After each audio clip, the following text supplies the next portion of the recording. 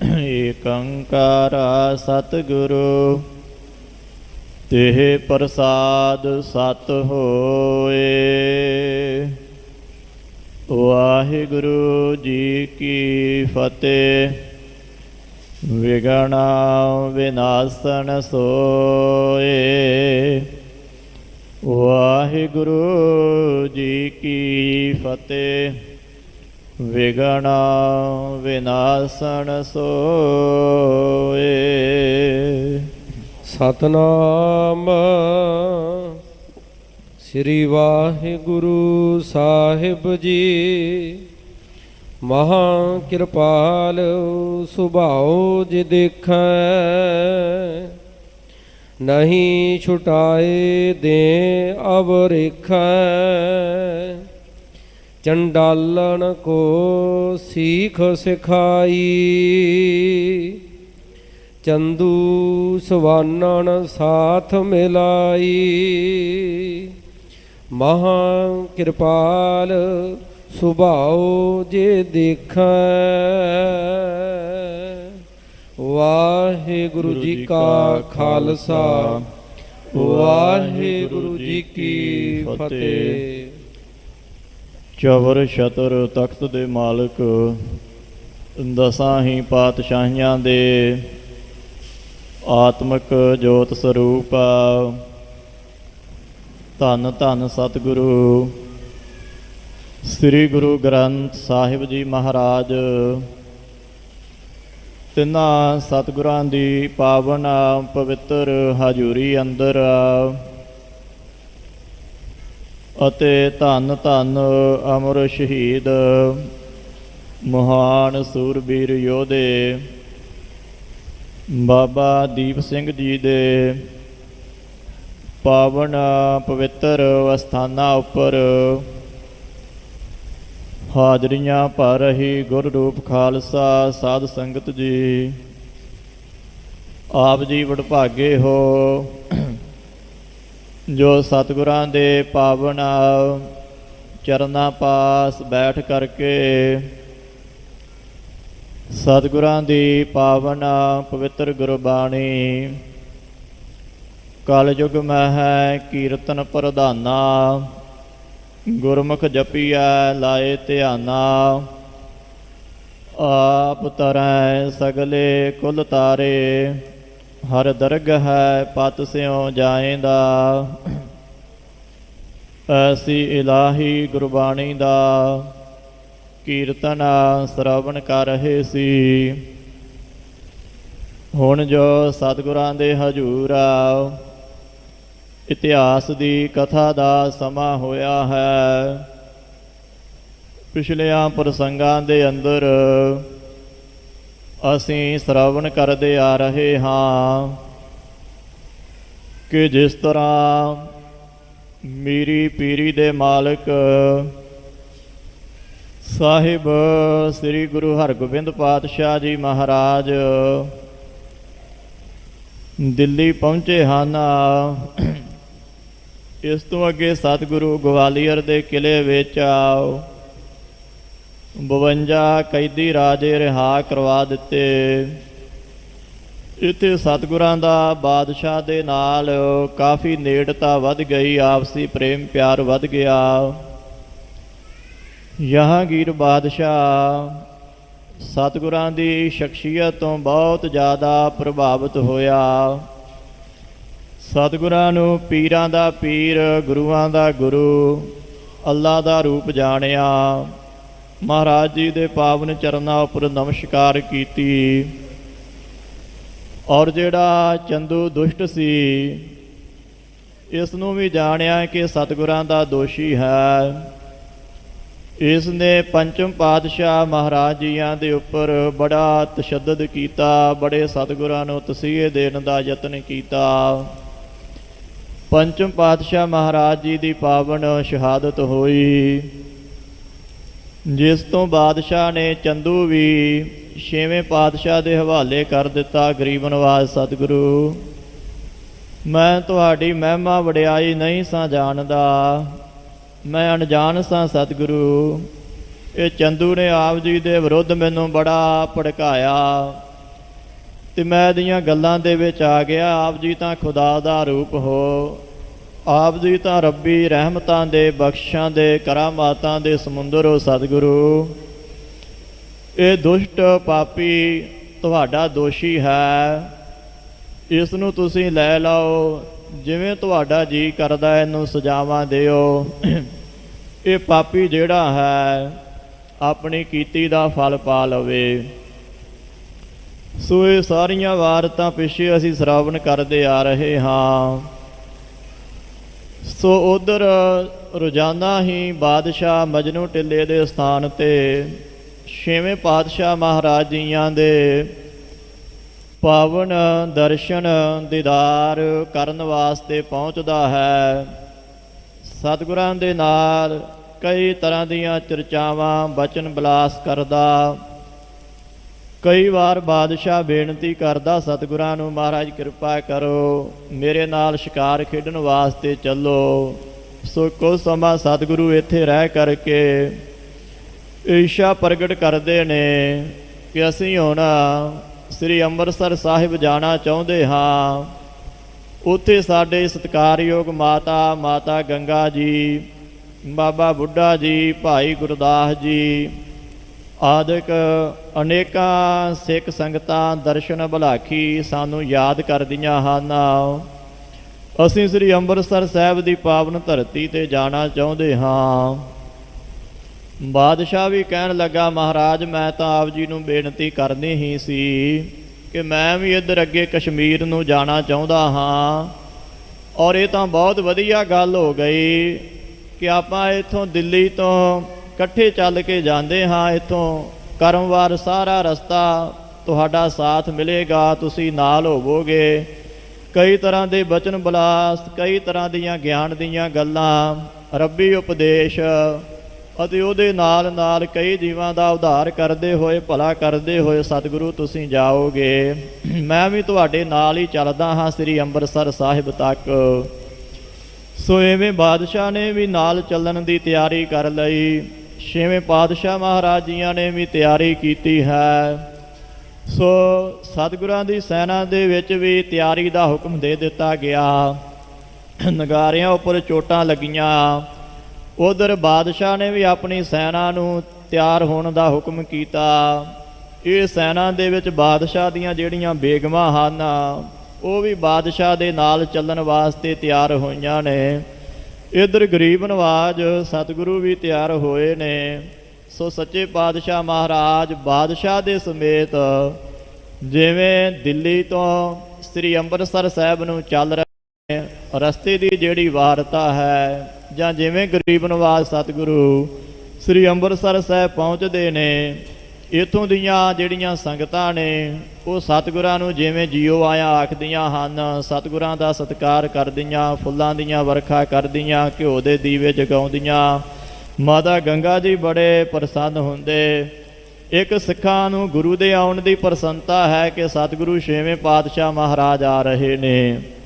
ਦੂਸਰਾ, ਸਿੱਖਾਂ ਦੇ ਮਨ ਅੰਦਰ ਚਾਓ ਇੱਕ ਹੋਰ ਵੀ ਖੁਸ਼ੀ ਵਾਲੀ ਗੱਲ ਹੈ ਕਿ ਜਿਹੜਾ ਚੰਦੂ ਦੁਸ਼ਟ ਆ ਉਹਨੂੰ ਵੀ ਸਤਿਗੁਰੂ ਨਾਲ ਫੜ ਕਰਕੇ ਲਿਆ ਰਹੇ ਨੇ। ਇਹ ਸਿੱਖਾਂ ਦੇ ਮਨ ਵਿੱਚ ਬੜਾ ਰੋਹ ਸੀ, ਬੜਾ ਗੁੱਸਾ ਸੀ ਚੰਦੂ ਦੇ ਉੱਪਰ ਕਿ ਇਸ ਪਾਪੀ ਨੇ 5ਵੇਂ ਪਾਤਸ਼ਾਹ ਮਹਾਰਾਜ ਜੀ ਉੱਪਰ ਤਸ਼ੱਦਦ ਕੀਤਾ, ਸਤਿਗੁਰਾਂ ਨੂੰ ਸ਼ਹੀਦ ਕਰਵਾਇਆ ਜਾਂ ਕੀਤਾ। ਸੋ ਸਿੱਖਾਂ ਨੂੰ ਇਸ ਗੱਲ ਦੀ ਬੜੀ ਖੁਸ਼ੀ ਹੈ। ਸੋ ਉਧਰ ਭਾਈ ਜੇਠਾ ਜੀ ਜਦੋਂ ਫੜ ਕਰਕੇ ਲੈ ਆਏ ਇਸ ਚੰਦੂ ਨੂੰ ਵੀ ਬਾਦਸ਼ਾਹ ਦੇ ਹੁਕਮ ਤੇ, ਬਾਬਾ ਬਿਧੀ ਚੰਦ ਭਾਈ ਜੇਠਾ ਜੀ ਪੁਰਾਣਾ ਜੀ, ਸਤਿਗੁਰਾਂ ਨੇ ਜਿਵੇਂ ਚੱਲਣ ਦੀ ਤਿਆਰੀ ਕੀਤੀ ਹੈ। ਕਵੀ ਰਾਜ ਭਾਈ ਸੰਤੋਖ ਸਿੰਘ ਜੀ ਜੇ ਸਾਰਾ ਹੀ ਪ੍ਰਸੰਗ ਕਲਮਬੰਦ ਕਰਦੇ ਨੇ। ਮਨ ਚਿੱਤ ਬਿਰਤੀ ਦੀ ਇਕਾਗਰਤਾ ਦੁਆਰਾ ਸ਼ਰਵਣ ਕਰੀਏ। ਸਤਨਾਮ ਸ੍ਰੀ ਵਾਹਿਗੁਰੂ ਜੀ। ਮਹਾ ਕਿਰਪਾਲ ਸੁਭਾਉ ਜੇ ਦੇਖੈ। ਹੁਣ ਜਦੋਂ ਚੰਦੂ ਨੂੰ ਫੜ ਕਰਕੇ ਲੈ ਆਏ ਨੇ ਨਾ ਭਾਈ ਜੇਠਾ ਜੀ, ਬਾਬਾ ਬਿਧੀ ਚੰਦ ਜੀ ਆਦਿਕ ਸੂਰਮੇ, ਤੇ ਨਾਲ ਫੜ ਕੇ ਲੈ ਆਏ ਸਨ ਚੰਦੂ ਦੀ ਇਸਤਰੀ ਨੂੰ ਵੀ, ਚੰਦੂ ਦੇ ਪੁੱਤਰ ਨੂੰ ਵੀ। ਤੇ 6ਵੇਂ ਪਾਤਸ਼ਾਹ ਮਹਾਰਾਜ ਜੀ ਦੀ ਜਦੋਂ ਨਿਗਾਹ ਪਈ ਸੀ ਚੰਦੂ ਦੀ ਘਰਵਾਲੀ ਤੇ ਇਸਤਰੀ ਤੇ, ਚੰਦੂ ਦੇ ਪੁੱਤਰ ਤੇ, ਤਾਂ ਕਹਿੰਦੇ ਛੇਵੇਂ ਪਾਤਸ਼ਾਹ ਮਹਾਰਾਜ ਨੇ ਨਾ ਆਪਣਾ ਕਿਰਪਾਲੂ ਸੁਭਾਅ ਅਨੁਸਾਰ ਛੁਡਾ ਦਿੱਤਾ ਸੀ। ਭਾਈ ਜੇਠੇ ਨੂੰ ਕਹਿ ਦਿੱਤਾ ਸੀ, ਭਾਈ ਜੇਠਾ ਇਹਨੂੰ ਚੰਦੂ ਦੇ ਪੁੱਤਰ ਨੂੰ ਤੇ ਇਹਦੀ ਘਰ ਵਾਲੀ ਇਸਤਰੀ ਨੂੰ ਛੱਡ ਦਿਓ, ਕਿਉਂਕਿ ਸਾਡਾ ਇਹ ਧਰਮ ਨਹੀਂ, ਸਿੱਖ ਦਾ ਧਰਮ ਨਹੀਂ ਇਸਤਰੀ ਦੇ ਉੱਪਰ ਵਾਰ ਕਰਨਾ। ਚੰਦੂ ਦੇ ਪੁੱਤਰ ਦਾ ਗੁਨਾਹ ਕੋਈ ਨਹੀਂ ਤੇ ਨਿਰਦੋਸ਼ ਨੂੰ ਸਜ਼ਾ ਦੇਣੀ ਇਹ ਸਾਡਾ ਧਰਮ ਨਹੀਂ ਹੈ। ਸਾਡਾ ਦੋਸ਼ੀ ਕੇਵਲ ਚੰਦੂ ਹੈ, ਇਹਨੂੰ ਇਕੱਲੇ ਨੂੰ ਫੜ ਲਓ ਤੇ ਇਹਦੇ ਪੁੱਤਰ ਨੂੰ ਇਹਦੀ ਘਰ ਵਾਲੀ ਨੂੰ ਛੱਡ ਦਿਓ। ਭਾਈ ਜੇਠਾ ਜੀ ਮਨ ਅੰਦਰ ਅਨੁਮਾਨ ਲਾਉਂਦੇ ਨੇ ਵੀ ਮਹਾਰਾਜ ਦਾ ਸੁਭਾਅ ਬੜਾ ਦਿਆਲੂ ਕਿਰਪਾਲੂ ਹੈ, ਕਿਧਰੇ ਅਜਿਹਾ ਨਾ ਹੋਵੇ ਕਿ ਮਹਾਰਾਜ ਇਹ ਕਿਤੇ ਕਹਿ ਦੇਣ ਵੀ ਇਹਨੂੰ ਚੰਦੂ ਨੂੰ ਵੀ ਛੱਡ ਦਿਓ, ਇਹ ਆਪਣੀ ਕੀਤੀ ਦਾ ਫਲ ਪਾ ਲਵੇਗਾ। ਸਿੱਖ ਕਦਾਚਿਤ ਵੀ ਇਸ ਪਾਪੀ ਨੂੰ ਛੱਡਣਾ ਨਹੀਂ ਚਾਹੁੰਦੇ। ਨਹੀਂ ਛੁਟਾਏ ਦੇ ਅਵਰਿਖੈ। ਭਾਈ ਜੇਠਾ ਜੀ ਆਪਣੇ ਮਨ ਹੀ ਮਨ ਅੰਦਰ ਸੋਚਦੇ ਨੇ ਕਿ ਸੱਚੇ ਪਾਤਸ਼ਾਹ ਆਪਣੇ ਕਿਰਪਾਲੂ ਸੁਭਾਅ ਅਨੁਸਾਰ ਕਿਧਰੇ ਚੰਦੂ ਦੁਸ਼ਟ ਨੂੰ ਵੀ ਛੁਡਾ ਨਾ ਦੇਣਾ। ਚੰਡਾਲਨ ਕੋ ਸੀਖ ਸਿਖਾਈ। ਇਸ ਵਾਸਤੇ ਭਾਈ ਜੇਠਾ ਜੀ ਦੇ ਜਿਹੜੀ ਸੈਨਾ ਦੇ ਵਿੱਚ ਚੰਡਾਲ ਸਨ ਨਾ, ਜਿਹੜੇ ਸਜ਼ਾ ਦੇਣ ਵਾਲੇ ਜਲਾਦ ਲੋਕ ਹੋਇਆ ਕਰਦੇ ਸਨ, ਜਿਨ੍ਹਾਂ ਦੇ ਕੋਲ ਸ਼ਿਕਾਰੀ ਕੁੱਤੇ ਵੀ ਹੁੰਦੇ ਨੇ ਕਾਫੀ ਗਿਣਤੀ ਦੇ ਵਿੱਚ, ਭਾਈ ਜੇਠਾ ਜੀ ਨੇ ਫਿਰ ਆਪ ਹੀ ਚੰਦੂ ਨੂੰ ਫੜਿਆ, ਗਲ ਦੇ ਵਿੱਚ ਇਹਦੇ ਸੰਗਲੀ ਪਾਈ ਹੈ ਤੇ ਜਿੱਥੇ ਚੰਡਾਲ ਜਲਾਦ ਸਨ ਉਹਨਾਂ ਦੇ ਪਾਸ ਲੈ ਗਿਆ। ਚੰਦੂ ਸਵਾਨਣ ਸਾਥ ਮਿਲਾਈ। ਤੇ ਉਹਨਾਂ ਚੰਡਾਲਾਂ ਦੇ ਕੋਲ, ਜਲਾਦਾਂ ਦੇ ਕੋਲ ਜਿਹੜੇ ਸ਼ਿਕਾਰੀ ਕੁੱਤੇ ਸਨ, ਉਹਨਾਂ ਕੁੱਤਿਆਂ ਦੇ ਵਿੱਚ ਇਸ ਚੰਦੂ ਦੁਸ਼ਟ ਨੂੰ ਬੰਨ੍ਹ ਦਿੱਤਾ ਗਿਆ। ਕੁੱਤਿਆਂ ਦੇ ਵਾਂਗੂ ਜਿਵੇਂ ਕੁੱਤੇ ਕਿੱਲੇ ਤੇ ਬੱਧੇ ਹੁੰਦੇ ਨੇ, ਇਵੇਂ ਚੰਦੂ ਨੂੰ ਬੰਨ੍ਹ ਦਿੱਤਾ ਗਿਆ। ਔਰ ਨਾਲ ਭਾਈ ਜੇਠਾ ਜੀ ਨੇ ਇਹ ਸਿੱਖਿਆ ਵੀ ਸਿਖਾਈ ਉਹਨਾਂ ਚੰਡਾਲਾਂ ਨੂੰ, ਜਿਹੜੇ ਰਖਵਾਲੇ ਪਹਿਰੇਦਾਰ ਸਨ ਚੰਦੂ ਦੇ, ਵੀ ਇਹਦਾ ਪੂਰਾ ਧਿਆਨ ਰੱਖਣਾ ਕਿਧਰੇ ਪਾਪੀ ਭੱਜ ਨਾ ਜਾਵੇ। ਗੁਰ ਕੀ ਦ੍ਰਿਸ਼ਟ ਬਚਾਵਤ ਆਵਹੁ। ਕੀ ਸਿੱਖਿਆ ਸਿਖਾਈ ਉਹਨਾਂ ਚੰਡਾਲਾਂ ਦੇ ਤਾਈਂ ਵੀ ਇਹ ਮਹਾ ਪਾਪੀ ਹੈ, ਬੜਾ ਵੱਡਾ ਪਾਪੀ ਆ, ਦੁਸ਼ਟ ਆ, ਇਹਨੂੰ ਸਤਿਗੁਰਾਂ ਦੀ ਨਿਗਾਹ ਨਹੀਂ ਪੈਣ ਦੇਣਾ। ਗੁਰੂ ਦਾ ਸੁਭਾਅ ਬੜਾ ਕਿਰਪਾਲੂ ਦਿਆਲੂ, ਕਿਤੇ ਗੁਰੂ ਛੁਡਾ ਹੀ ਨਾ ਦੇਵੇ। ਇਸ ਵਾਸਤੇ ਸਤਿਗੁਰਾਂ ਦੀ ਨਿਗਾਹ ਤੋਂ ਬਚਾ ਕਰਕੇ ਇਸ ਨੂੰ ਲਿਆਉਣਾ ਹੈ। ਡੇਰਾ ਦੂਰ ਕਰਹੁ ਇਸ ਥਾਵਹੁ। ਤੇ ਇਸ ਥਾਂ ਤੋਂ ਡੇਰਾ ਚੰਦੂ ਦਾ ਦੂਰ ਕਰ ਦਿਓ। ਚੰਡਾਲਾਂ ਨੂੰ, ਉਹਨਾਂ ਨੂੰ ਜਲਾਦਾਂ ਦੇ ਤਾਂ ਹੀ ਆਖਿਆ ਵੀ ਚੰਦੂ ਨੂੰ ਕਾਫੀ ਸਤਿਗੁਰਾਂ ਤੋਂ ਦੂਰ ਹੀ ਰੱਖਣਾ ਹੈ। ਇੰਨਾ ਕੁ ਦੂਰ ਸਤਿਗੁਰਾਂ ਤੋਂ ਰੱਖਣਾ ਹੈ ਕਿ ਜਿੱਥੋਂ ਤੱਕ ਸਤਿਗੁਰਾਂ ਦੀ ਨਿਗਾਹ ਨਾ ਪਵੇ। ਏਮ ਕਹਿ ਕਰ ਸੰਗਰੀ ਗਰ ਡਾਰੀ। ਇਵੇਂ ਕਹਿ ਕਰਕੇ ਦੁਸ਼ਟ ਪਾਪੀ ਦੇ ਗਲ ਵਿੱਚ ਕੁੱਤੇ ਵਾਲੀ ਸੰਗਲੀ ਪਾ ਦਿੱਤੀ ਗਈ ਹੈ। ਨਾਰ ਛੋਰੇ ਗਾਨ ਖਾਲ ਰਖਵਾਰੀ।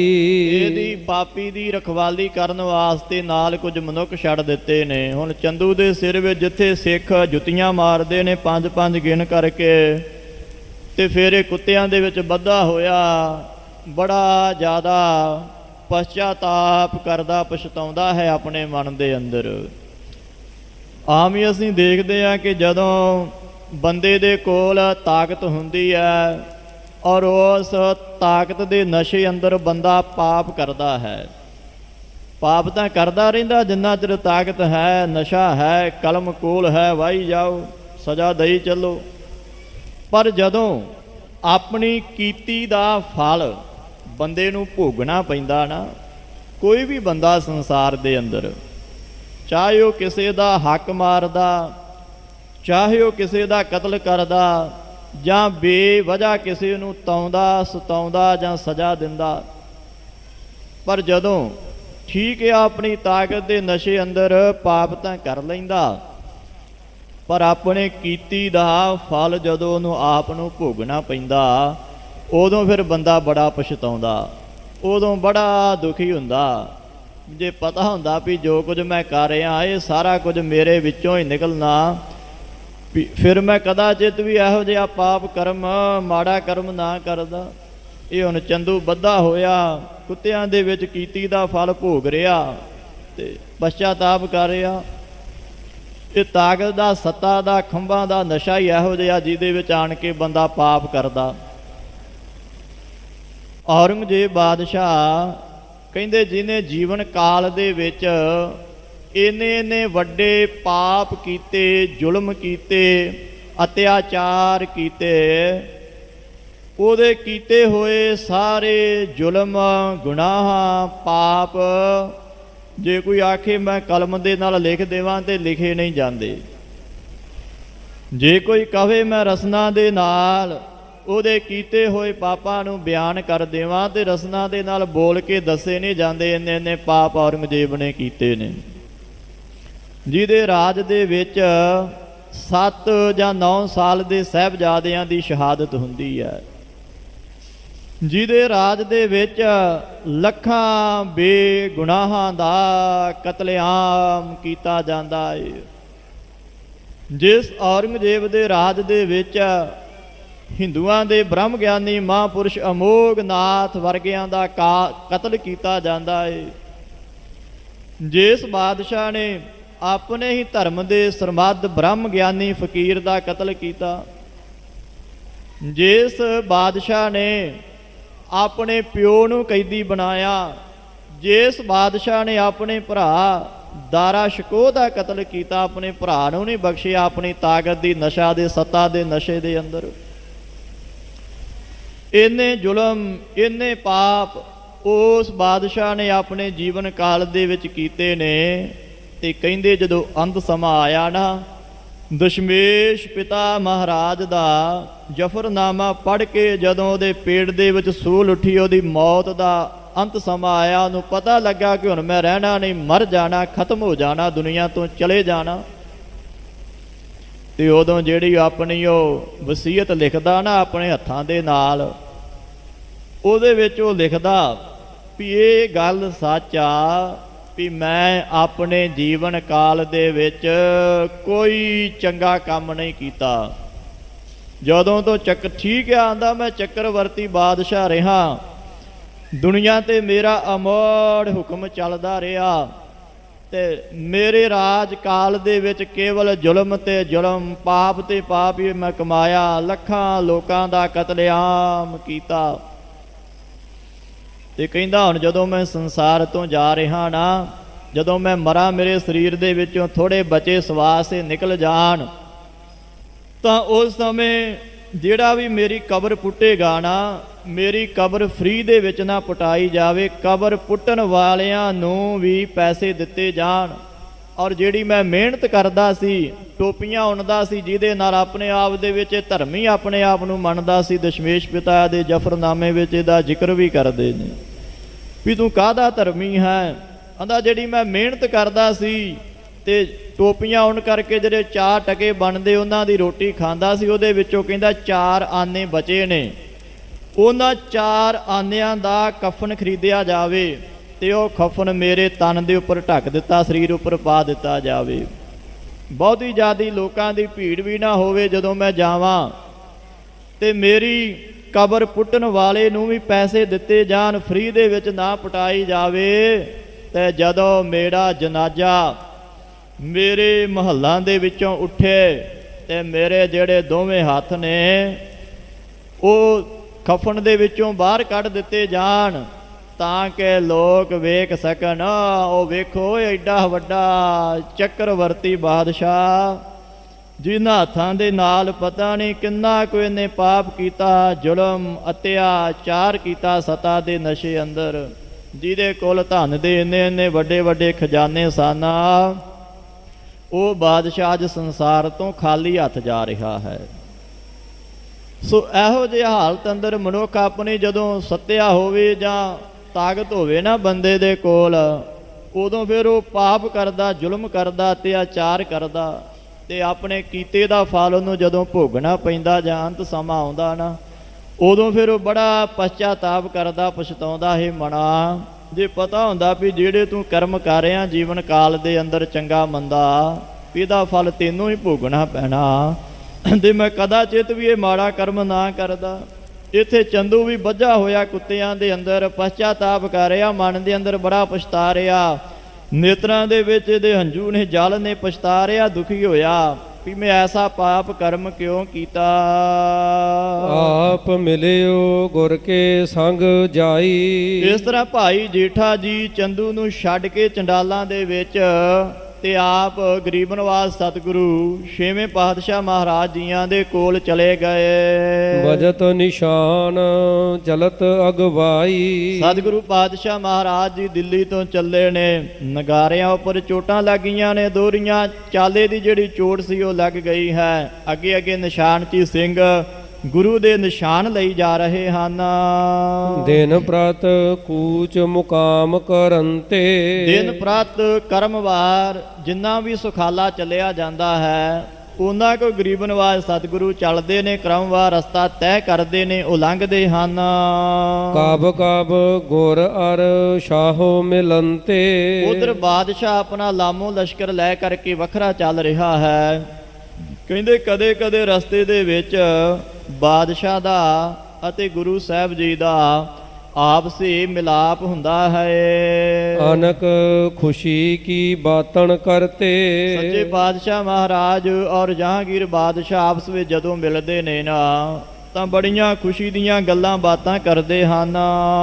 ਕਹਿ ਸੋਣ ਮੇਲ ਕਰ ਆਨੰਦ ਧਰਤੇ। ਬਾਦਸ਼ਾਹ ਦਾ ਜਦੋਂ ਗੁਰਾਂ ਦੇ ਨਾਲ ਮਿਲਾਪ ਹੁੰਦਾ ਤੇ ਬਾਦਸ਼ਾਹ ਸਤਿਗੁਰਾਂ ਦੇ ਦਰਸ਼ਨ ਕਰਕੇ ਬੜਾ ਆਨੰਦਿਤ ਹੁੰਦਾ, ਖੁਸ਼ ਹੁੰਦਾ।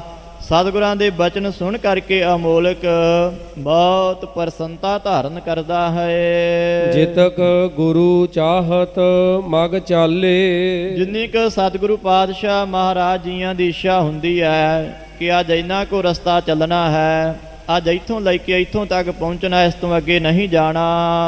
ਤਿਤੋ ਸ਼ਾਹ ਚਹਿ ਚਲਹਿ ਸੁਖਾਲੇ। ਬਾਦਸ਼ਾਹ ਸਤਿਗੁਰਾਂ ਨੂੰ ਪੁੱਛ ਕਰਕੇ ਉਹਨਾਂ ਕੀ ਚੱਲਦਾ ਹੈ ਜਿੰਨਾ ਕੁ ਸਤਿਗੁਰੂ ਚਾਹੁੰਦੇ ਨੇ, ਭਾਵ ਕਿ ਬਾਦਸ਼ਾਹ ਐ ਸਤਿਗੁਰਾਂ ਦੇ ਹੁਕਮ ਵਿੱਚ ਚੱਲ ਰਿਹਾ ਹੈ। ਇੱਕ ਦਿਨ ਸ਼ਾਹੂ ਸੰਗ ਗੁਰ ਮਿਲੇ। ਇੱਕ ਦਿਨ ਕਹਿੰਦੇ ਜਹਾਂਗੀਰ ਬਾਦਸ਼ਾਹ ਦੇ ਨਾਲ ਗਰੀਬ ਨਵਾਜ ਸਤਿਗੁਰਾਂ ਦਾ ਮਿਲਾਪ ਹੋਇਆ। ਬਚਨ ਬਿਲਾਸ ਬਖਾਨੇ ਭਲੇ। ਵਚਨ ਬਿਲਾਸ ਰੋਜ਼ ਦੀ ਤਰ੍ਹਾਂ ਸਤਿਗੁਰਾਂ ਦੇ ਬਾਦਸ਼ਾਹ ਦੇ ਨਾਲ ਹੋਏ। ਬੇਗਮ ਕੇ ਸਮੀਪ ਸੋਭ ਡੇਰੇ। ਸਤਿਗੁਰਾਂ ਨੂੰ ਜਾ ਕਰਕੇ ਬਾਦਸ਼ਾਹ ਜਹਾਂਗੀਰ ਮਿਲਿਆ ਹੈ।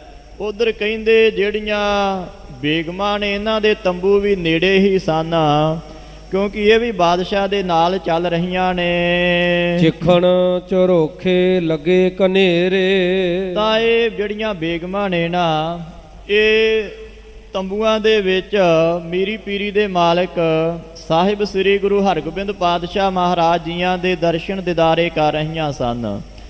ਕਹਿੰਦੇ ਜਦੋਂ ਇਹਨਾਂ ਬੇਗਮਾਂ ਨੇ ਛੇਵੇਂ ਪਾਤਸ਼ਾਹ ਮਹਾਰਾਜ ਜੀਆਂ ਦਾ ਸੁੰਦਰ ਸਰੂਪ ਤੱਕਿਆ, ਦੇਖਿਆ, ਤਾਂ ਇਹਨਾਂ ਦੇ ਮਨ ਅੰਦਰ ਇੱਛਾ ਪੈਦਾ ਹੋਈ ਕਿ ਐਡੇ ਢੀਲ ਦੌਲ ਵੀਰ ਬਹਾਦਰ ਸਤਿਗੁਰੂ ਗੁਰੂ ਨਾਨਕ ਦੇਵ ਮਹਾਰਾਜ ਜੀ ਦੀ ਗੱਦੀ ਦੇ ਜਿਹੜੇ ਵਾਰਸ ਹਨ, ਜਿਹੜੇ ਪੀਰਾਂ ਦੇ ਮਹਾਂਪੀਰ ਨੇ, ਜਿਹੜੇ ਬੜੇ ਸ਼ਕਤੀਆਂ ਦੇ ਮਾਲਕ ਨੇ, ਐਸੇ ਸਤਿਗੁਰਾਂ ਦੇ ਸਾਨੂੰ ਵੀ ਦਰਸ਼ਨ ਕਰਨੇ ਚਾਹੀਦੇ ਹਨ।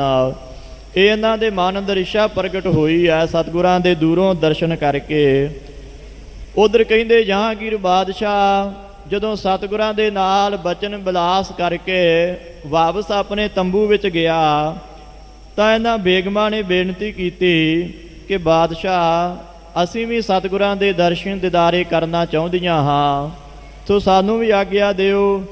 ਤੇ ਬਾਦਸ਼ਾਹ ਨੇ ਨਾਲ ਸਤਿਗੁਰਾਂ ਦੀ ਪਰਖ ਕਰਨ ਵਾਸਤੇ ਵੀ ਕਹਿ ਦਿੱਤਾ ਕਿ ਜਾਓ, ਚਲੇ ਜਾਓ, ਚੰਗਾ ਹਾ ਭਾਵ ਹਾਰ ਸ਼ਿੰਗਾਰ ਕਰਕੇ ਜਾਣਾ। ਸਤਿਗੁਰਾਂ ਦੀ ਪਰਖ ਵੀ ਕਰਨੀ ਹੈ ਕਿ ਜਿਹੜੇ 5 ਵਿਕਾਰ ਨੇ ਨਾ, ਕਾਮ, ਕ੍ਰੋਧ, ਲੋਭ, ਮੋਹ, ਹੰਕਾਰ, ਕਹਿੰਦਾ ਮੈਂ ਤਾਂ ਸਤਿਗੁਰਾਂ ਨੂੰ ਚੰਗੀ ਤਰ੍ਹਾਂ ਪਰਖਿਆ, ਵੇਖਿਆ, ਇਹਨਾਂ ਨੂੰ ਕੋਈ ਵੀ ਵਿਕਾਰ ਛੂੰਹਦਾ ਨਹੀਂ। ਇਹ ਗਿਆਨ ਦੇ ਵਿੱਚ ਵੀ ਪੂਰੇ ਨੇ ਔਰ ਇਹ ਬਹਾਦਰ ਸੂਰਮੇ ਵੀ ਨੇ। ਤੁਸੀਂ ਵੀ ਜਾ ਕਰਕੇ ਸਤਿਗੁਰਾਂ ਦੀ ਪਰਖ ਕਰੋ। ਸੋ ਕਹਿੰਦੇ ਬੇਗਮਾਂ ਚੱਲ ਕਰਕੇ ਆਈਆਂ। ਜਿਸ ਤਰ੍ਹਾਂ ਰਾਜੇ ਸ਼ਿਵਨਾਭ ਨੇ, ਸੰਗਲਾਦੀਪ ਦਾ ਰਾਜਾ ਸੀ ਜਿਹੜਾ ਸ਼ਿਵਨਾਭ, ਇਹਨੇ ਗੁਰੂ ਨਾਨਕ ਦੇਵ ਮਹਾਰਾਜ ਜੀ ਦੇ ਕੋਲ ਪਦਮਨੀ ਜਾਤੀ ਦੀਆਂ ਇਸਤਰੀਆਂ ਭੇਜੀਆਂ ਸਨ ਜਦੋਂ ਮਹਾਰਾਜ ਜੀ ਦੇ ਬਾਗ ਵਿੱਚ ਜਾਂਦੇ ਨੇ। ਤੇ ਇਹਨਾਂ ਇਸਤਰੀਆਂ ਨੇ ਗੁਰੂ ਨਾਨਕ ਦੇ ਮਹਾਰਾਜ ਜੀ ਦੇ ਤਾਂ ਹੀ ਆਣ ਕਰਕੇ ਮੋਹਿਤ ਕਰਨਾ ਚਾਹਿਆ ਸੀ, ਭਾਵ ਦਿਖਾ ਕਰਕੇ ਸਤਿਗੁਰਾਂ ਨੂੰ ਭਰਮਾਉਣ ਦਾ ਯਤਨ ਕੀਤਾ ਸੀ। ਪਰ ਕਹਿੰਦੇ ਗੁਰੂ ਨਾਨਕ ਦੇ ਪਾਤਸ਼ਾਹ ਮਹਾਰਾਜ ਜੀ ਨੇ ਇਹੋ ਜੀ ਦਇਆ ਦ੍ਰਿਸ਼ਟੀ ਦੇ ਨਾਲ ਤੱਕਿਆ ਕਿ ਉਹਨਾਂ ਨੂੰ ਜਿਹੜੇ ਵਿਸ਼ੇ ਵਿਕਾਰ ਸਨ ਉਹ ਵਿਸ਼ਟਾ ਦੀ ਨਿਆਈ, ਗੰਦਗੀ ਦੀ ਨਿਆਈ ਪ੍ਰਤੀਤ ਕਰਵਾ ਦਿੱਤੇ। ਉਹਨਾਂ ਦੇ ਜਿਹੜੇ ਮਨ ਸਨ ਉਹ ਵਾਹਿਗੁਰੂ ਦੇ ਸਿਮਰਨ ਦੇ ਵਿੱਚ ਜੋੜ ਦਿੱਤੇ, ਵਾਹਿਗੁਰੂ ਦੇ ਚਰਨਾਂ ਦੇ ਨਾਲ ਉਹਨਾਂ ਦਾ ਚਿੱਤ ਜੋੜ ਦਿੱਤਾ, ਔਰ ਨਾਲ ਉਹਨਾਂ ਦੇ ਤਾਈਂ ਪੁੱਤਰੀ ਸ਼ਬਦ ਕਹਿ ਕਰਕੇ ਸੰਬੋਧਨ ਕੀਤਾ। ਗਾਸ਼ਹ ਪੁੱਤਰੀ ਰਾਜ ਕੁਵਾਰ, ਨਾਮ ਭਣੋ ਸੱਚ ਦੋਤ ਸਵਾਰ। ਕਿਹਾ ਕਿ ਇਹ ਰਾਜ ਪੁੱਤਰੀਓ, ਰਾਜ ਕੁਮਾਰੀਓ, ਪ੍ਰਿਓ ਸੇਵੋ ਪ੍ਰਭ ਪ੍ਰੇਮ ਆਧਾਰ।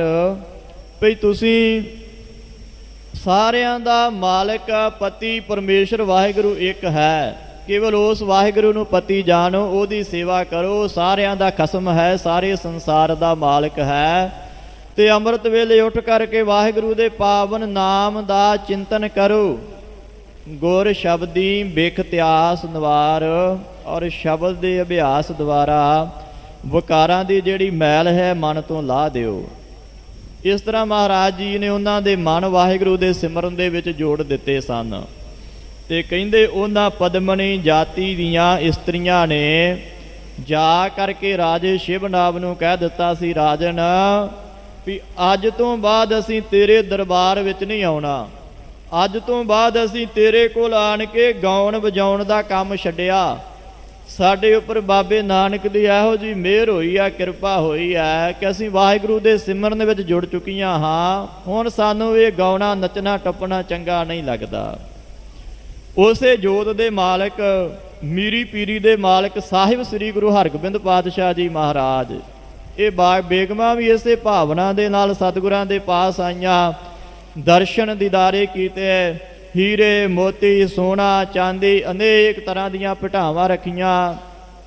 ਇਹਨਾਂ ਨੇ ਵੀ ਆਪਣੇ ਹਾਵ ਭਾਵ ਦੁਆਰਾ ਸਤਿਗੁਰਾਂ ਨੂੰ ਮੋਹਿਤ ਕਰਨਾ ਚਾਹਿਆ, ਪਰ ਗਰੀਬ ਨਵਾਜ਼ ਸਤਿਗੁਰਾਂ ਨੇ ਦਇਆ ਦ੍ਰਿਸ਼ਟੀ ਦੇ ਦੁਆਰਾ ਇਹਨਾਂ ਦੇ ਤਾਈਂ ਵੀ ਪਤੀ ਵਰਤਾ ਧਰਮ ਦੇ ਵਿੱਚ ਪਰਪੱਕ ਰਹਿਣ ਦਾ ਹੀ ਉਪਦੇਸ਼ ਦਿੱਤਾ। ਜਦੋਂ ਇਹਨਾਂ ਦਾ ਵਸ ਕੋਈ ਨਾ ਚੱਲਿਆ, ਮਹਾਰਾਜ ਜੀ ਦੇ ਪਾਵਨ ਚਰਨਾਂ ਉੱਪਰ ਨਮਸਕਾਰ ਕਰ ਦਿੱਤੀ ਕਿ ਆਪ ਜੀ ਧੰਨ ਹੋ, ਪੀਰਾਂ ਦੇ ਪੀਰ ਹੋ, ਤੁਹਾਨੂੰ ਕੋਈ ਵੀ ਜਿਹੜਾ ਵਿਕਾਰ ਹੈ ਉਹ ਛੂਹ ਨਹੀਂ ਸਕਦਾ। ਸੋ ਇਵੇਂ ਸੱਚੇ ਪਾਤਸ਼ਾਹ ਮਹਾਰਸਤੇ ਦੇ ਵਿੱਚ ਅਨੇਕ ਤਰ੍ਹਾਂ ਦੇ ਕੌਤਕ ਕਰਦੇ ਹੋਏ ਆ ਰਹੇ ਹਨ। ਦੋਹਰਾ ਸ਼੍ਰੀ ਹਰਗੋਬਿੰਦ ਸ਼ਾਹੋਲੇ ਗਮਣੇ ਗੋਇੰਦਵਾਲ। ਉਧਰ ਕਹਿੰਦੇ ਸਤਿਗੁਰੂ ਪਾਤਸ਼ਾਹ ਮਹਾਰਾਜ ਰਸਤੇ ਵਿੱਚ ਕਈ ਤਰ੍ਹਾਂ ਦੇ ਬਾਦਸ਼ਾਹ ਨਾਲ ਬਚਨ ਬਿਲਾਸ ਕੌਤਕ ਕਈ ਜੀਵਾਂ ਦਾ ਉਧਾਰ ਕਰਦੇ ਹੋਏ ਛੇਵੇਂ ਪਾਤਸ਼ਾਹ ਮਹਾਰਾਜ ਰਸਤੇ ਨੂੰ ਉਲੰਘ ਕਰਕੇ ਸ੍ਰੀ ਗੋਇੰਦਵਾਲ ਸਾਹਿਬ ਦੀ ਪਾਵਨ ਧਰਤੀ ਤੇ ਪਹੁੰਚ ਗਏ ਹਨ। ਪਾਰ ਵਿਪਾਸਾ ਤੇ ਉਤਰ ਸੰਗ ਲੀਏ ਨਰ ਜਾਲ। ਬਿਆਸਾ ਦਰਿਆ ਨੂੰ ਪੱਤਨ ਦੇ ਦੁਆਰਾ ਤਰ ਕਰਕੇ ਬੇੜੀਆਂ ਰਾਹੀਂ ਪਾਰ ਕੀਤਾ। ਸਮੂਹ ਸੈਨਾ ਨੇ ਲਾਮੋ ਲਸ਼ਕਰ ਨੇ ਬਿਆਸਾ ਦਰਿਆ ਨੂੰ ਪਾਰ ਕੀਤਾ ਹੈ। ਚੌਪਈ ਪ੍ਰਥਮ ਬਾਵਲੀ ਜਾਏ ਸ਼ਨਾਨੇ। ਸੋ ਸਤਿਗੁਰੂ ਪਾਤਸ਼ਾਹ ਮਹਾਰਾਜ ਜੀ ਨੇ ਸ੍ਰੀ ਗੋਇੰਦਵਾਲ ਸਾਹਿਬ ਪਹੁੰਚ ਕਰਕੇ ਬਾਦਸ਼ਾਹ ਨੂੰ ਨਾਲ ਲੈ ਕਰਕੇ ਪਹਿਲਾਂ ਜਾ ਕੇ ਬੌਲੀ ਸਾਹਿਬ ਵਿਖੇ ਇਸ਼ਨਾਨ ਕੀਤਾ ਹੈ। ਕੀਰਤ ਸ਼੍ਰੀ ਗੁਰ ਅਮਰ ਬਖਾਨੇ। ਇੱਥੇ ਪਹੁੰਚ ਕਰਕੇ ਛੇਵੇਂ ਪਾਤਸ਼ਾਹ ਮਹਾਰਾਜ ਜੀ ਨੇ ਬਾਦਸ਼ਾਹ ਦੇ ਕੋਲ ਭੱਲਿਆਂ ਦੀ ਵੰਸ ਦੇ ਸ਼੍ਰੋਮਣੀ ਸਤਿਗੁਰੂ ਕਨ ਹਰ ਬੂੰਦ ਬਸੁਰ ਮਾਵਲ ਕੁਸਮ ਬਸੰਤ ਗਨੰਤ ਨ ਆਵੈ। ਰਾਵ ਸਸ ਕਿਰਨ ਉਦਰ ਸਾਗਰ ਕੋ ਗੰਗ ਤਰੰਗ ਅੰਤ ਕੋ ਪਾਵੇ ਰੁਦਰ ਧਿਆਨ ਗਿਆਨ ਸਤਿਗੁਰ ਕੇ ਕਬ ਜਨ ਭਲ ਉਨਹਿ ਜੋ ਗਾਵੈ। ਭੱਲੇ ਅਮਰਦਾਸ ਗੁਣ ਤੇਰੇ ਤੇਰੀ ਉਪਮਾ ਤੋਹੇ ਬਣ ਆਵੈ। ਐਸੇ ਦੀਨ ਦਿਆਲ ਸਤਿਗੁਰੂ ਤੀਸਰੇ ਪਾਤਸ਼ਾਹ ਮਹਾਰਾਜ ਨਿਮਾਣਿਆਂ ਦੇ ਮਾਣ ਨਿਤਾਨਿਆਂ ਦੇ ਤਾਣ ਨਿਉਟਿਆਂ ਦੀ ਓਟ ਨੇ ਧਿਰਿਆਂ ਦੇ ਧਿਰ ਨਿਆਸਰਿਆਂ ਦੇ ਆਸਰੇ ਜਿਨ੍ਹਾਂ ਸਤਿਗੁਰਾਂ ਨੂੰ 12 ਵਾਰ ਪ੍ਰਾਪਤ ਨੇ। ਜਿਸ ਗੁਰੂ ਦੇ ਦਰਬਾਰ ਦੇ ਅੱਜ ਵੀ 12 ਦਰਵਾਜ਼ੇ ਨੇ। ਸੋ ਐਸੇ ਦੀਨ ਦਿਆਲ ਸਤਿਗੁਰੂ ਧੰਨ ਗੁਰੂ ਅਮਰਦਾਸ ਮਹਾਰਾਜ ਜੀ ਦੀ ਉਪਮਾ ਵਡਿਆਈ ਛੇਵੇਂ ਪਾਤਸ਼ਾਹ ਮਹਾਰਾਜ ਜੀ ਨੇ ਬਾਦਸ਼ਾਹ ਦੇ ਪਾਸ ਕੀਤੀ ਹੈ। ਸਭ ਮਿਲ ਭੱਲੇ ਸਾਹਿਬਜ਼ਾਦੇ। ਪਹਿਲਾਂ ਜਾ ਕੇ ਸਤਿਗੁਰਾਂ ਨੇ ਬਾਦਸ਼ਾਹ ਸਮੇਤ ਬੌਲੀ ਸਾਹਿਬ ਵਿਖੇ ਇਸ਼ਨਾਨ ਪਾਣ ਕੀਤਾ। ਮਹਾਰਾਜ ਜੀ ਦੇ ਪਾਵਨ ਸਥਾਨਾਂ ਦੇ ਦਰਸ਼ਨ ਦੀਦਾਰ ਕੀਤੇ।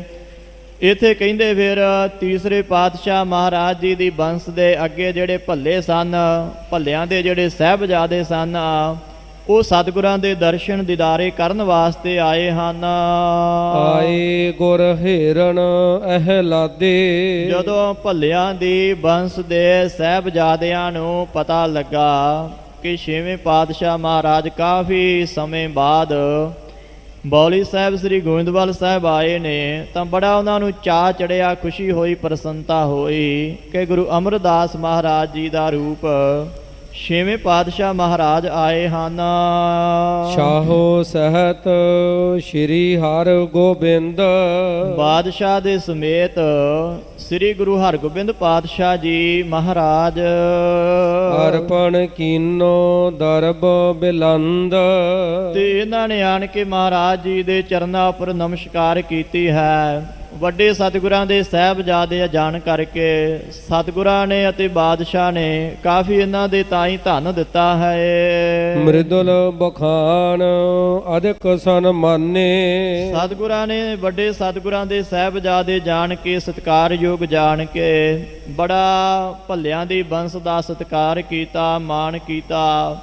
ਬੜੇ ਕੋਮਲ ਬਚਨ ਸਤਿਗੁਰਾਂ ਨੇ ਆਪਣੀ ਪਾਵਨ ਰਸਨਾ ਤੋਂ ਆਖੇ ਹਨ।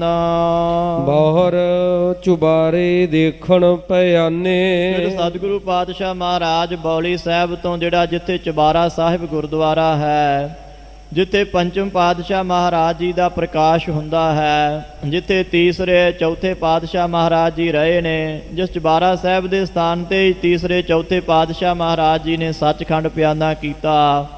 ਜਿੱਥੇ ਕਿੱਲੀ ਸਾਹਿਬ ਤੀਸਰੇ ਪਾਤਸ਼ਾਹ ਮਹਾਰਾਜ ਲੰਮਾ ਸਮਾਂ ਹੱਠ ਤਪ ਬੰਦਗੀ ਕਰਦੇ ਰਹੇ, ਜਿੱਥੇ ਬਾਬੇ ਮੋਹਨ ਦਾ ਚੁਬਾਰਾ ਸੀ, ਸੱਚੇ ਪਾਤਸ਼ਾਹ ਉੱਥੇ ਚਲੇ ਗਏ। ਤਹਿ ਪੂਜਾ ਕਰਕੇ ਹਟ ਆਏ। ਉੱਥੇ ਮਹਾਰਾਜ ਜੀ ਦੇ ਪਾਵਨ ਸਥਾਨਾਂ ਦੇ ਦਰਸ਼ਨ ਦੀਦਾਰੇ, ਤੀਸਰੇ ਪਾਤਸ਼ਾਹ ਮਹਾਰਾਜ ਜੀ ਦੇ ਚਰਨਾਂ ਵਿੱਚ ਅਰਦਾਸਾਂ ਬੇਨਤੀਆਂ ਕਰਕੇ ਸਿੱਖ ਸੰਗਤਾਂ ਦੇ ਸਮੇਤ ਸਤਿਗੁਰੂ ਜੀ ਵਾਪਸ ਆ ਗਏ। ਚੜਿਓ ਸ਼ਾਹੋ ਤਬ ਬੰਬ ਬਜਾਏ। ਤਾਂ ਫਿਰ ਮਹਾਰਾਜ ਜੀ ਨੇ ਭੱਲਿਆਂ ਦੀ ਬੰਸ ਦੇ ਸਾਰੇ ਸਾਹਿਬਜ਼ਾਦੇ ਜਿੰਨੇ ਵੀ ਸਨ, ਮਨੁੱਖ ਇਸਤਰੀਆਂ ਗੋਂਦਵਾਲ ਦੀਆਂ ਸੰਗਤਾਂ ਨੂੰ ਮਿਲ ਕਰਕੇ ਸਤਿਗੁਰਾਂ ਨੇ ਫਿਰ ਇੱਥੋਂ ਚੱਲਣ ਦੀ ਤਿਆਰੀ ਕੀਤੀ ਹੈ। ਨਗਾਰਿਆਂ ਉੱਪਰ ਚੋਟਾਂ ਲੱਗੀਆਂ ਹਨ।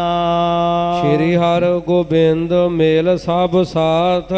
ਛੇਵੇਂ ਪਾਤਸ਼ਾਹ ਮਹਾਰਾਜ ਜੀ ਦੇ ਨਾਲ ਸਾਰੀਆਂ ਸਿੱਖ ਸੰਗਤਾਂ ਨੇ ਮਿਲ ਕਰਕੇ ਬੂਝੇ ਕਹੀ ਚੰਦੂ ਕੀ ਗਾਥ। ਕਹਿੰਦੇ ਗੋਇੰਦਵਾਲ ਦੀਆਂ ਸੰਗਤਾਂ ਨੇ, ਭੱਲਿਆਂ ਦੇ ਬੰਸ ਦੇ ਸਾਹਿਬਜ਼ਾਦਿਆਂ ਨੇ ਸਾਰੀ ਵਾਰਤਾ ਪੁੱਛੀ ਚੰਦੂ ਦੀ, ਵੀ ਜਿਵੇਂ ਚੰਦੂ ਦੁਸ਼ਟ ਨੂੰ ਪਰੇ ਫੜਿਆ, ਜਿਵੇਂ ਸਤਿਗੁਰੂ ਗਵਾਲੀਅਰ ਦੇ ਕਿਲੇ ਵਿੱਚ ਗਏ, ਉਹ ਸਾਰੀ ਵਾਰਤਾ ਸਤਿਗੁਰਾਂ ਨੇ ਸੰਗਤ ਦੇ ਤਾਈਂ ਸੁਣਾਈ ਹੈ। ਜਥਾ ਜੋਗ ਕਹੈ ਸਭ ਹਰਿ ਖਾਏ। ਜਥਾ ਜੋਗ ਜੋ ਵੀ ਕਿਸੇ ਦਾ ਮਾਨ ਤਾਨ ਸਤਿਕਾਰ ਬਣਦਾ ਸੀ, ਸਭ ਦਾ ਮਾਨ ਤਾਨ ਕਰਕੇ ਸਤਿਗੁਰਾਂ ਨੇ ਸਭ ਨੂੰ ਖੁਸ਼ੀਆਂ ਬਖਸ਼ੀਆਂ। ਸ਼੍ਰੀ ਗੁਰ ਅਮਰ ਅੰਸ ਸਮੁਦਾਏ। ਧੰਨ ਗੁਰੂ ਅਮਰਦਾਸ ਮਹਾਰਾਜ ਜੀ ਦੀ ਜੋ ਅੰਸ ਬੰਸ ਸੀ, ਸਭ ਤੇ ਲੈ ਆਇਸ ਗੁਰ ਚੱਲੇ। ਸਾਰਿਆਂ ਤੋਂ ਆਗਿਆ ਲੈ ਕਰਕੇ ਸਤਿਗੁਰੂ ਸੰਗਤਾਂ ਤੋਂ ਫਿਰ ਇਸ ਤੋਂ ਅੱਗੇ ਤਰਨ ਤਾਰਨ ਸਾਹਿਬ ਵੱਲ ਨੂੰ ਸਤਿਗੁਰੂ ਚੱਲ ਪਏ। ਪੰਥ ਤਰਨ ਤਾਰਨ ਕੇ ਭਲੇ। ਤਰਨ ਤਾਰਨ ਸਾਹਿਬ ਦੇ ਰਸਤੇ ਗੋਇੰਦਵਾਲ ਸਾਹਿਬ ਤੋਂ ਸਤਿਗੁਰੂ ਚੱਲ ਪਏ। ਡੇਰਾ ਆਏ ਕਰਿਓ ਨਿਜ ਥਾਨ।